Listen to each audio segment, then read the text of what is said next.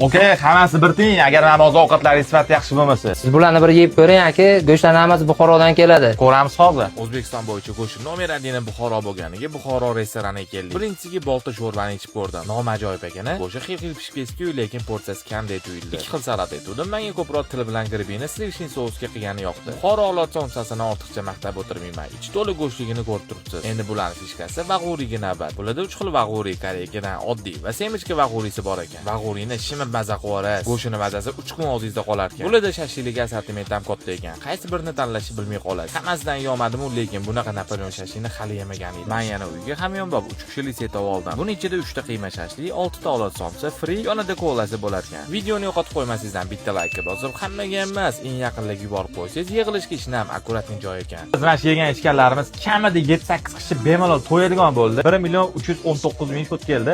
Nima deysizlar, arziymi yo'qmi? Uni kommentga yozib keting. Endi vazirlik esa o'sha Yunusobod kurugidan 3 qahramon kurugiga qarab kelayotganinglarda 10 qo'lda keladi.